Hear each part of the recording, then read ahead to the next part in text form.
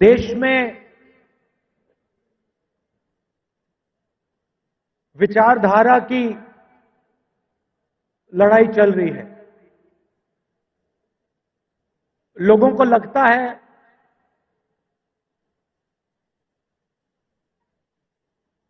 कि राजनीतिक लड़ाई है, सत्ता की लड़ाई है। वो है,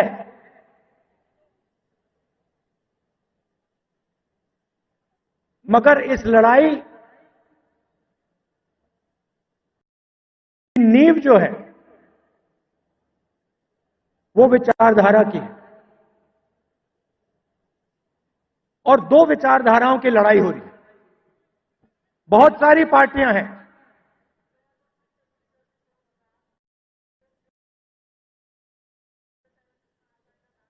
एनडीए में है, इंडिया अलायंस में है।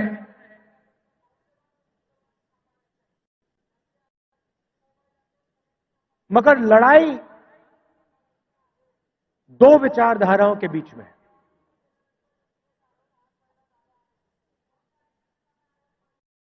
कुछ दिन पहले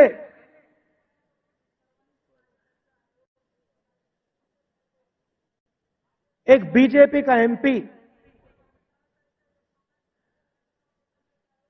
मुझे लोकसभा में मिला।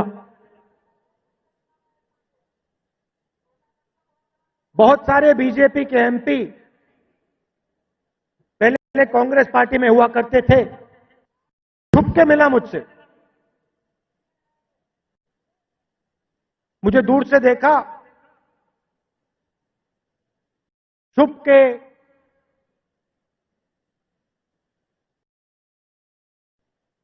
डर से कहता है, राहुल जी आपसे बात करनी है।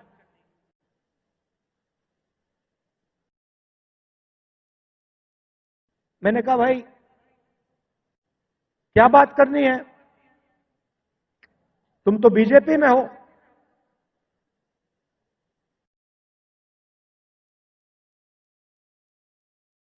और फिर उसके चेहरे पे थोड़ी सी टेंशन दिख रही थी। तो मैंने पूछा,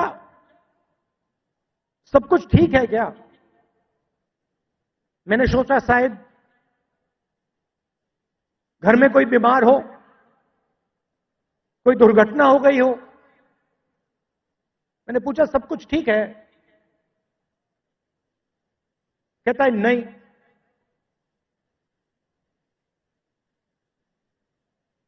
क्या हुआ?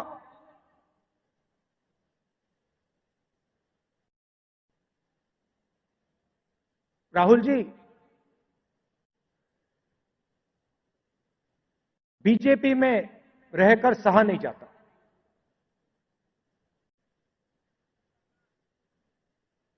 मैं हूं बीजेपी में,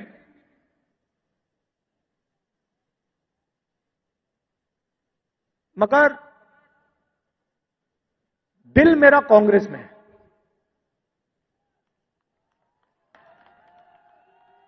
तो मैंने कहा, भाई दिल तेरा कांग्रेस में, शरीर आपका बीजेपी में।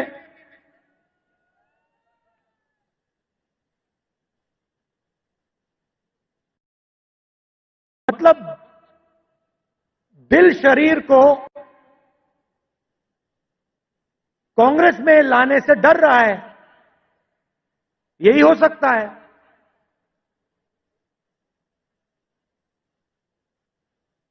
मैंने कहा, मन क्यों नहीं बनता वहां? आप एमपी हो,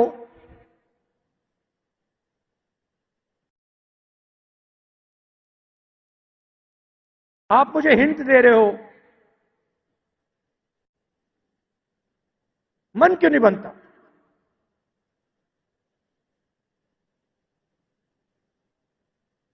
कहता है, राहुल जी बीजेपी में गुलामी चलती है। जो ऊपर कहा जाता है,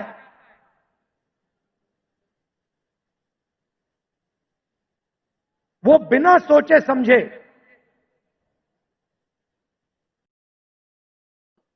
करना पड़ता है। हमारी कोई सुनता नहीं है। ऊपर से ऑर्डर आता है, मतलब जैसे पहले राजा ऑर्डर देते थे,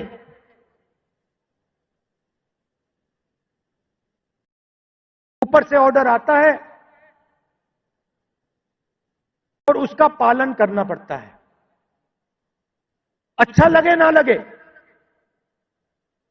चॉइस नहीं होती। आपको याद होगा, हमारे जो पीसीसी प्रेसिडेंट हैं पटोले जी, ये हैं, इन्होंने प्रधानमंत्री से एक सवाल पूछ लिया था। एक सवाल पूछा था किसानों के बारे में। क्या सवाल था? जीएसटी जो आपने लगाया तो उसमें किसानों का क्या हिस्सा रहेगा? हाँ, तो सिर्फ एक सवाल पूछा। सवाल था जीएसटी जो आपने लगाया उसमें किसानों का क्या हिस्सा होगा। मोदी जी को सवाल अच्छा नहीं लगा, पटोले जी आउट हो गए।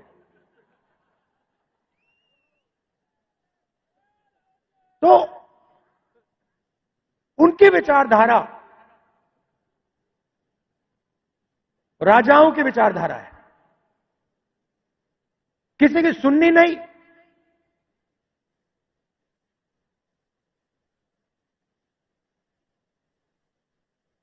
ऑर्डर ऊपर से आएगा,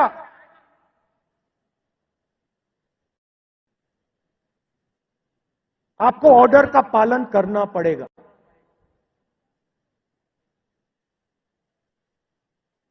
कांग्रेस पार्टी में आवाज नीचे से आती है। हमारा छोटा सा छोटा कार्यकर्ता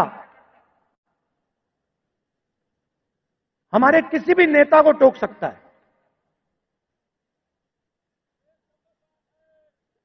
सही है ना?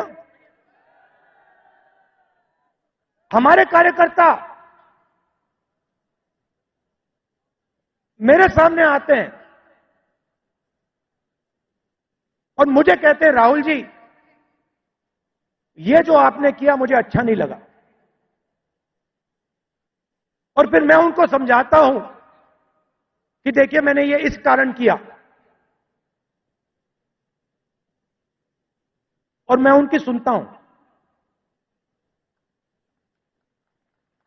उनकी जो आवाज है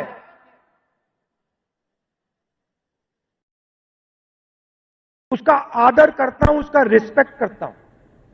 यह भी कह देता हूं कि भैया मैं आपकी बात से सहमत नहीं हूं,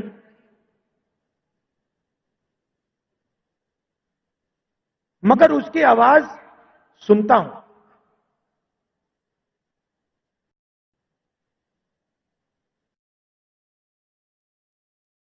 लोग कहते हैं कांग्रेस पार्टी ने क्या किया।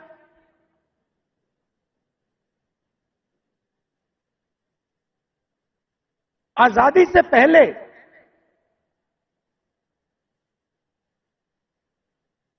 अगर आप इस देश में आते, 500-600 राजा थे, अंग्रेज थे, राजाओं का गन सलूट होता था।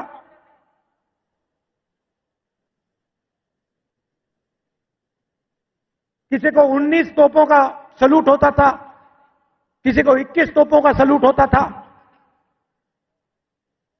अगर हिंदुस्तान की जनता को इस देश में कोई अधिकार नहीं था, कोई अधिकार नहीं था,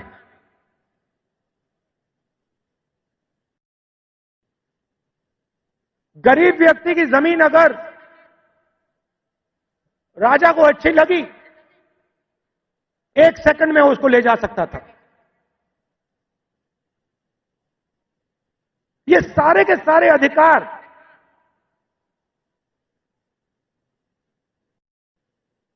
जिनकी रक्षा कॉन्स्टिट्यूशन करता है,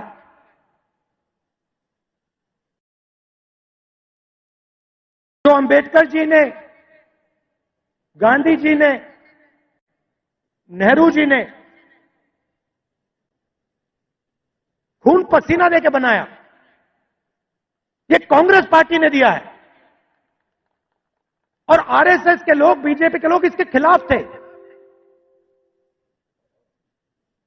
आज झंडे के सामने खड़े हो जाते हैं, सलूट मारते हैं। सालों के लिए इन्होंने तिरंगे को सलूट नहीं मारा था। तो सारे के सारे अधिकार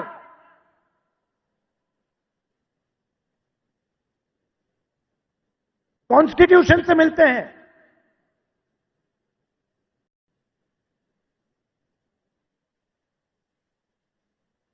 और राजा जो भी करना चाहता था करता था, उसके लिए कोई कानून नहीं थे। यह काम कांग्रेस पार्टी ने किया और यह हिंदुस्तान के इतिहास में, हजारों साल के इतिहास में पहली बार किया गया है। पहली बार एक हिंदुस्तानी को एक वोट दिया गया, चाहे वो दलित हो, आदिवासी हो, महिला हो, जनरल कास्ट का हो, तमिल हो, बंगाली हो, उत्तर प्रदेश का हो। हिंदुस्तान के हर नागरिक को कॉन्स्टिट्यूशन एक वोट देता है।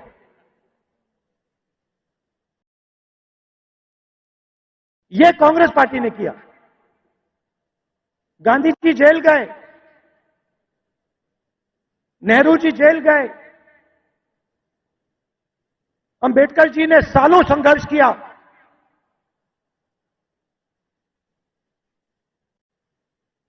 यह कांग्रेस पार्टी ने, अंबेडकर जी ने, सबने मिलकर दिया है। हमारी विचारधारा कहती है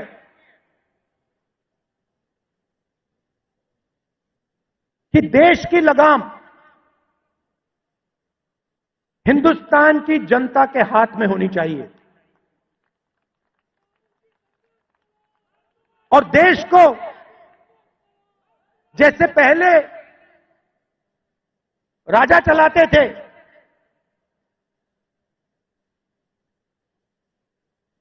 वैसे नहीं चलाया जाना चाहिए।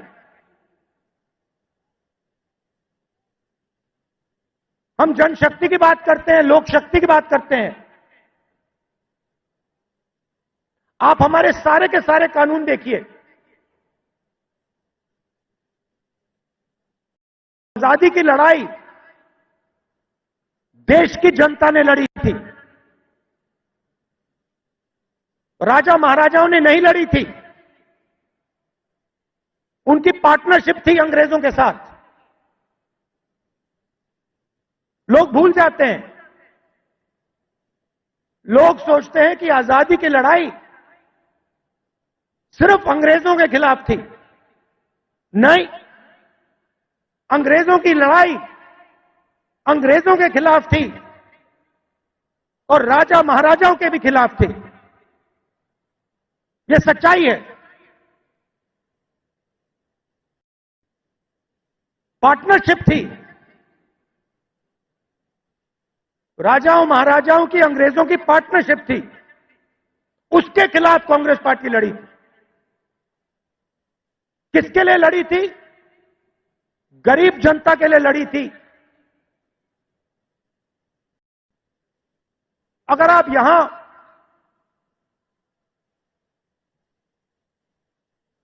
साठ 70, उससे पहले, इंडिपेंडेंस से पहले आप यहां आते हिंदुस्तान की जनता के कोई अधिकार नहीं थे, महिलाओं के कोई अधिकार नहीं थे, दलितों को छुआ नहीं जाता था। यह आरएसएस की विचारधारा है, ये हमने बदला है और एक बार फिर ये हिंदुस्तान को वापस ले जाना चाह रहे हैं। तो आजादी से पहले था, वहां हिंदुस्तान को वापस लौटा रहे हैं। कॉन्स्टिट्यूशन से, आपके वोट से अलग अलग संस्थाएं बनती हैं। ये आपकी संस्थाएं हैं, चाहे सुप्रीम कोर्ट हो, इलेक्शन कमीशन हो,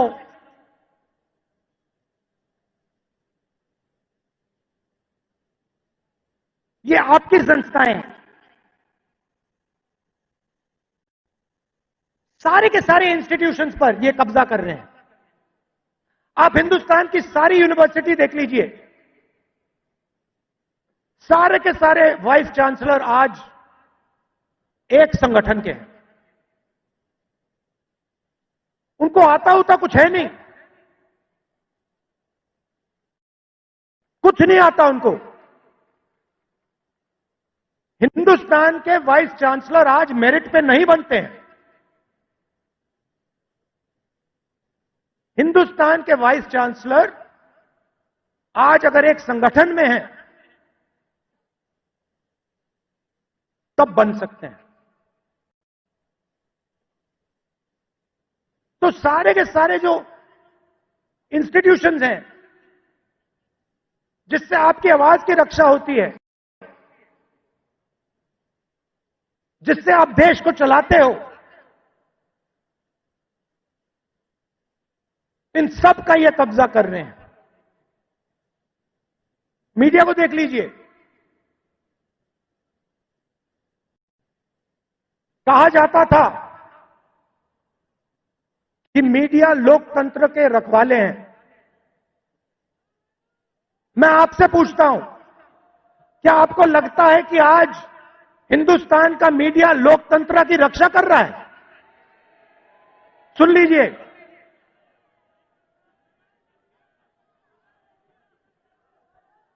आप इनसे पूछिए, ये आपको बताएंगे कि हमारे दिल में जो है हम नहीं बोल सकते। इनके दिल में क्या है? इनके दिल में वो है जो हिंदुस्तान की जनता के दिल में है, वो नहीं बोल सकते।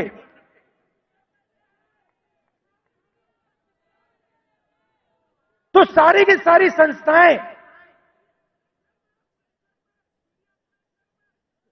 का कब्जा कर दिया मीडिया प्रेशर में। सीबीआई का प्रेशर है, ये देखो ईडी का प्रेशर है।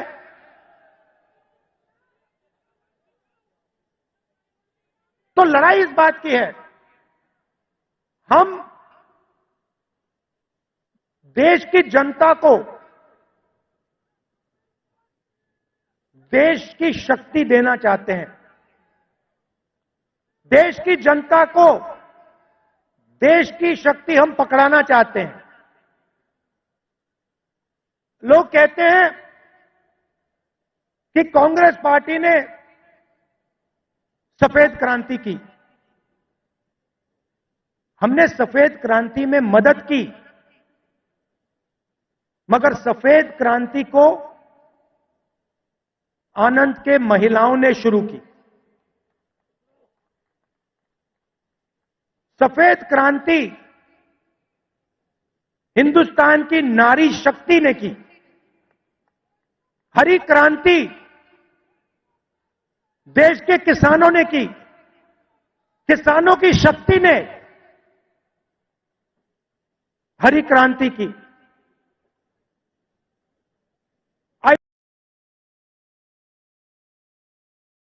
आईटी रेवोल्यूशन देश के युवाओं ने किया। कांग्रेस पार्टी ने मदद की, कांग्रेस पार्टी ने विजन दिया। मगर आईटी